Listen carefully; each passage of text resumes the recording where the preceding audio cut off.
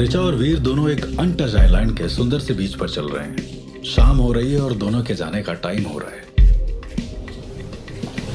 वीर, ये गाइड सही कह रहा था। ये आइलैंड जितना छोटा दिखता है दूर से, एक्चुअली काफी बड़ा है, नहीं? हाँ यार ऋचा, वैसे भी पूरा एक्सप्लोर करने का चांस ही नहीं है हमारे पास। हाफ डे में हम जो भी देख सकते हैं, मुझे लगता है we have got all of it. Great. और मैं गाइड के साथ बैठ के उससे लोकल हिस्ट्री भी पूरी तरह समझ लूंगी। उनके छोटे से ट्रिप का एंड आ गया। वीर सोचता है कि काश वक्त थम जाए और वो कुछ और समय ऋचा को अपने पास रख ले।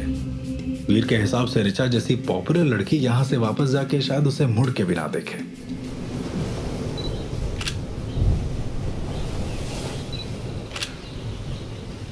ऋचा, ये सनसेट का शॉट कैप्चर कर रहा हूँ, तुम्हारी भी कुछ पिक्चर्स ले लूँ? बहुत सुंदर लग रही हो। What? अरे मेरा मतलब बहुत सुंदर लाइटिंग है और सुंदर लग रहा है। तो ऐसे बोलो ना, मुझे अपने पिक्चर्स क्लिक करवाना बहुत पसंद है। ऋचा अपने लंबे बाल पोनी से खोलती है और अपनी जीन्स को ऊपर रोल करके पानी में खेलते हुए पोजेस देती है। उसका फेयर स्किन अब दिन भर के धूप में सुनहरा लगने लगा था। वीर का दिल उसका ये रिलैक्स रूप देखकर बड़ी जोर से धड़कने लगता है। पहले कभी भी किसी लड़की ने खुशी खुशी उसके लिए पोज नहीं किया था, इसलिए वो पूरी कोशिश करता है कि ऋचा की इस ब्यूटी को वो ज्यादा से ज्यादा अपने कैमरे में कैप्चर कर सके। सर मैडम जल्दी करो, सनस्ट्रोक से पहले निकलना था। मेरा मतलब सनसेट से पहले निकलना था। सर जल्दी करो। क्या करें गाइड साहब, आपके सर फोटो लेने से फ्री नहीं होते। ऋचा प्लीज उसकी और मेरी रैगिंग करना बंद करो, चलो चलते हैं। तुम जल्दी जल्दी किस लिए कर रहे हो? हमारा टूर फुल डे का है ना। वैसे भी यहाँ लाने में तुमने इतना टाइम लगाया, अब वापस भी रश कर रहे हो। हम समझते हैं सब, डोंट ट्राई टू फूल अस। हाँ, फुल डे चार्ज लेके हाफ डे काम करना है तुमको। सर ऐसा नहीं है सर, आप गलत समझ रहे हैं। एक मिनट, ये क्या सार सार लगा रखा है? मैं बात कर रही हूँ ना तुमसे, मुझे जवाब दो। सर कुछ बोलते नहीं तो इसका ये मतलब नहीं है कि तुम उन्हें उल्लू बना सकते हो, समझे? हमारा जब काम हो जाएगा तब हम चलेंगे यहाँ से। इतना रश करने की कोशिश मत करो। Richa, I don't think he meant anything wrong, okay? एक बार उसकी बात सुन ले। अरे वीर, तुम नहीं जानते, ये लोग बड़ा स्मार्ट समझते हैं अपने आप को और हमें बुद्धू। पर ऐसा नहीं होगा। तुम अपना चश्मा एडजस्ट करो और तुम बिंदास पिक्स लो मेरी। Tell me what I should do. Should I fold my hands like this? बताओ यार। सर ये क्या बोलती मैडम? अरे फिर से सर, तुमको मुझसे बात करने में कोई प्रॉब्लम है क्या? देखो इनकी मेंटालिटी, लेडीज को नीचा समझते हैं ये लोग। ऋचा प्लीज। देखो मैडम, ऐसा कुछ भी नहीं है। अच्छा तो फिर कैसा है, तुम ही बता दो। देखो मैडम, आप समझ नहीं रहे हो। आने में टाइम लगा क्योंकि सी में बहुत टर्बुलेंस था। वार्निंग आया था, आपको बोला भी था पर आप सुने नहीं। एक मिनट, टर्बुलेंस का बहाना मत बनाओ, समझे ना? पहुंच गए ना हम टर्बुलेंस के साथ भी। वो ही नहीं मैडम, आप समझो, ये आइलैंड की एक बात सबको नहीं मालूम है। ये महीने में सिर्फ 15 दिन के लिए होता है। क्या मतलब तुम्हारा? 15 दिन मतलब? हाँ सर, 15 दिन, पूर्णिमा से अमावस तक। बाकी 15 दिन यहाँ टाइड राइज होता है और पूरा आइसलैंड पानी के नीचे चला जाता है। इसलिए यहाँ पे कोई सर्चिंग नहीं कर पाया है, क्योंकि 15 दिन में क्या रिसर्चिंग होएगा। Richa, this sounds dangerous. देखो सर, अभी हम लोग इस साइकिलिंग के एकदम बीच में है, जब पानी सबसे नीचे है। अगले 7 दिन में पानी का लेवल धीरे धीरे ऊपर आएगा और 1 वीक में आइसलैंड पानी के नीचे चला जाएगा। This is insane. और ये बात कोई जानता ही नहीं। जस्ट इमेजिन वीर, जब हम ये इंफॉर्मेशन और पिक्स लेकर वापस जाएंगे तो कितनी बड़ी खबर होगी। ये तो एक वैनिशिंग आइलैंड हो गया। फक। यस मैडम, आपने सही बोला। अब सोचो, अगर हम टाइम से वापस नहीं गए और किसी वजह से यहाँ फंस गए तो अगले 7 दिन में आइसलैंड ही नहीं, हम भी गायब हो जाएंगे। कुछ लेट नहीं होंगे हम, और अगर हुए भी तो तुम्हारी इंटरप्शन की वजह से ही होंगे। Now don't disturb us. Richa Veer और गाइड की बढ़ती टेंशन को इग्नोर करते हुए फिर से अपने काम पे लग गई। टाइम लगा पर now I am satisfied. Veer, can I have a look at the pictures? Richa और वीर अपने काम से काफी सैटिस्फाइड थे। उन्हें लगा था कि इस प्रोजेक्ट के लिए जो इन्फॉर्मेशन लेना था उससे भी ज्यादा है उनके पास, और वो वापस आइलैंड से मेनलैंड के लिए निकल पड़े। सर मैडम तो समझ नहीं रही है। आप लोगों ने बहुत लेट कर दिया। सनस्ट्रोक हो रहा है, हमको प्रॉब्लम होगा। भैया, ये तुम्हारी प्रॉब्लम सुनने के लिए हम यहाँ नहीं आए हैं। चलो जल्दी अभी। ओ यार, अभी फिर से सी सिकनेस से डील करना पड़ेगा। मुझे मेडिसिन नहीं भूलनी चाहिए थी। और मुझे ऐसा क्यों लगता है कि ये बोट कुछ ज्यादा ही झूल रही है? मैडम, वो वार्निंग आया था, उसके वजह से पानी थोड़ा डिस्टर्बिंग है। आप अभी सेट कर जाओ। डिस्टर्बिंग? हाँ डिस्टर्बिंग तो है, पर पानी में तुम्हारी English. Don't worry, before you know it हम पहुंच जाएंगे। पर अगले 10 मिनट में जो वार्निंग मिली थी वो अब पूरी तूफान बनके उनके छोटे से बोट पर बरस रही थी। उन तीनों ने पहले कभी ऐसा तूफान एक्सपीरियंस नहीं किया था। सर, ये तूफान का वार्निंग मिला था हमको आज। ये ठीक नहीं है सर, हमको इतना लेट नहीं करना चाहिए था। अभी रात के अंधेरे में हमको बहुत प्रॉब्लम होगा सर। वीर, ये क्या बोल रहा है? इसके बोट में नेविगेशन सिस्टम तो है ना? ये हमें पहुंचा देगा ना सही सलामत? डोंट वरी रिचा, मैं देखता हूँ। अरे भैया, आप रेडियो से हेल्प बुलाओ ना हमें मेनलैंड तक ले जाने के लिए। इतने में बहुत बड़ी लहर उनके बोट से बुरी तरह टकरा कर उसे हिला देती है। Oh shit!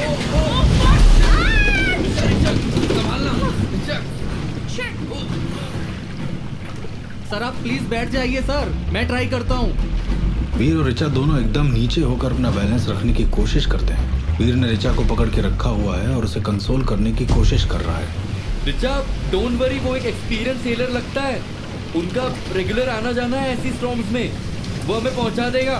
तुम बस नीचे रहो ताकि हमारा बैलेंस बना रहे। रिचा वीर की बात को बिल्कुल यकीन नहीं करती और अपना सर ऊपर उठाती है ये कहने, वीर, वो गाइड, वो कहाँ गया? I can't see him. शायद वो डेक के नीचे गया है कोई इक्विपमेंट लेने। मैं देखता हूँ। जैसे ही वीर उठा, रिचा भी उसके साथ खड़ी हुई और उसी वक्त एक और तूफान की लहर बोट को आकर झकझोर देती है। पूरा बोट उलट जाता है और रिचा और वीर को पानी में फेंक देता है।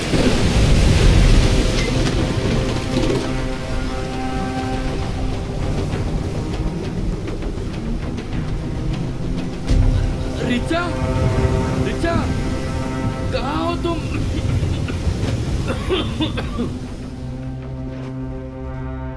वीर को चारों तरफ सिर्फ उछलते हुए समंदर का काला पानी नजर आता है। वो डेस्परेट होकर रिचा को ढूंढने लगता है। 2 मिनट बाद उसे रिचा पानी में फ्लोट होते हुए दिखती है। वो बड़ी मुश्किल से तैरकर उसके पास पहुंचता है और उसे बेहोश देखकर पैनिक होने लगता है।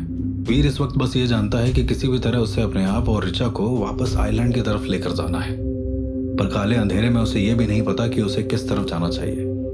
बोट के डेक के एक हिस्से का सहारा लेकर रिचा को सबसे पहले वो सेव करता है और फिर उसे पकड़ के लटक जाता है। उसके मन में ख्याल आता है कि एक टाइम था जब वो खुशी खुशी मौत को गले लगा लेता था, पर अब जब वो जीना चाहता है उसकी किस्मत उसे ऐसे सिचुएशन में लेकर आ गई है। कोई और ऑप्शन के बिना वो बस रिचा और उस फ्लोटिंग वुड के साथ अधमरे हालत में अपने आप को सरेंडर कर देता है। वीर और रिचा की किस्मत साथ देती है और दोनों बैठे हुए रात को उसी आइलैंड के किनारे आ पहुंचते हैं। रिचा इज स्टिल अनकॉन्शियस और वीर भी इतना टूट चुका है कि वो बेहोशी की हालत में वहीं सो जाता है।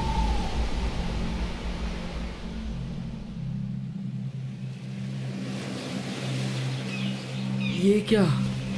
आई कांट बिलीव हम ठीक हैं। रिचा, रिचा, ये देखो हम बच गए हैं। रिचा, मैंने कहा था ना हमें कुछ नहीं होगा। What? वेकअप रिचा, देखो हमें कुछ नहीं हुआ है। सी, वी आर सेफ।